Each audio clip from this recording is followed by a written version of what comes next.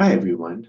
My name is William Sawadigo. I'm an assistant professor and extension economist at Auburn University. And today I'm going to go over what fruit and vegetable markets are looking like in 2026 and a brief economic outlook. And this is some work done with Dr. Stephanie Oliveira, who's a research associate at Auburn University.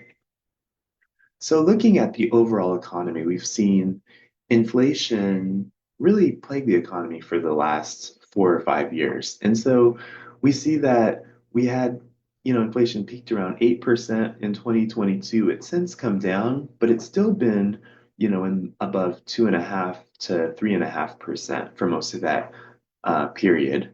And so the long-term target that the Federal Reserve has is that 2% rate. And so we've still been above that target. And so looking at spring of 2026, March, we were at 3.3% inflation. And this recent increase has been mainly driven by fuel prices, amid the conflict in the Middle East that started in late February. Now, focusing to some of the prices that farmers care about the most, this is a list of some of the input price indices and how they have changed over time. And so, in particular, chemicals, we've seen a decrease over the last 5 years. Really, the past couple years, we've been flat. And then again, we saw a recent decrease end of 2025 and through early 2026. Fertilizer, we've seen an increase there especially in early 2026, there's been a pretty major increase in the price of nitrogen-based fertilizer, again, as a result of the conflict, because of natural gas being a major input into nitrogen-based fertilizers. Similar with fuels, diesel fuel has increased almost $2 per gallon just since the beginning of the year, again, because of high oil prices. Now, shifting to some of the commodities we grow in Alabama, this is just some data that were collected from a variety of grocery stores and supermarkets all across the state. A lot of times producers ask, what should I price my products at? What do I know? What can I use as a reference there? And knowing costs of production is a good starting point for pricing your product, but also knowing market conditions around your local area. And so if you don't have local market conditions, we've started by assembling a state average for some of those products because it can be good to compare, where other alternative places your consumers might buy when pricing your product, whether it's at a retail, stand or at a farmer's market. And so going through some of these prices, we've seen blueberries are up a little bit following just the typical seasonal patterns. We're up to 36 cents an ounce now. That was up from 25 cents an ounce a couple months ago. And so, we know blueberry prices typically peak in the fall and winter and then come back down as we get into those spring months, similar to strawberries. Strawberries peak later in the year, and then as spring comes around and production is higher, those prices tend to decrease as well. Looking at our melons, there's a lot of variation there. Starting with seeded watermelons, those ones very much a summer product.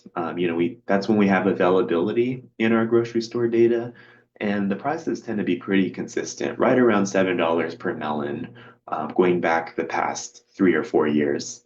Now, seeded watermelons, a lot more variation there. Again, winter months, those are when prices are higher. We're importing more of those melons. In summer months, those prices are lower. Really seems to be pretty similar. Maybe the peak this year was a little bit less than it's been in previous years, but those prices seem to be pretty similar to what we've seen in the past.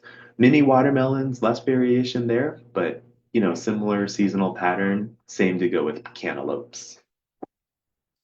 Now, sweet potatoes, we've seen, a bit of a price increase just going on the past couple years. We're about $1.15, $1.18 per pound for sweet potatoes, just going on the non-peak seasons. Again, those prices tend to decrease as we hit October, November, December, and then increase again once we start the new year.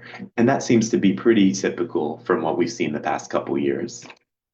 Looking at tomatoes, Our slicing tomatoes prices are pretty consistent, right at $2 per pound. We've seen a bit of a dip um, late last year, but those prices have rebounded.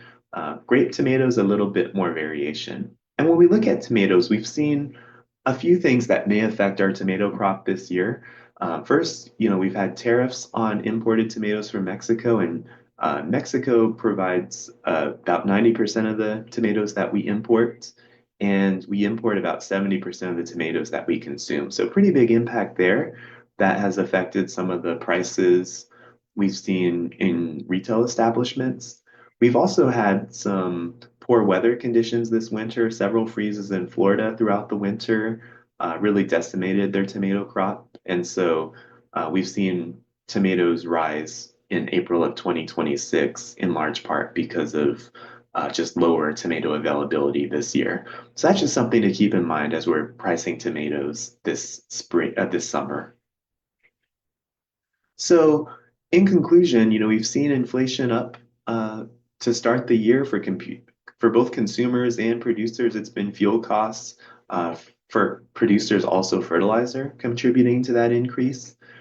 When we look at our fruit and vegetable prices, in general, they're pretty similar to what we've seen in previous years, but it really depends on the item. Strawberry prices not quite as high as they were last year, for example, but tomato prices have increased in the recent months.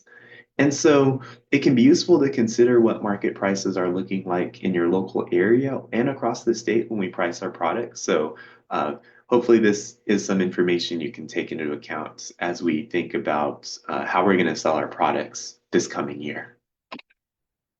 Now, thank you for your attention to this video, and feel free to reach out if you have any questions. My contact information is available right there. I'm always happy to provide any assistance. Thank you for your time.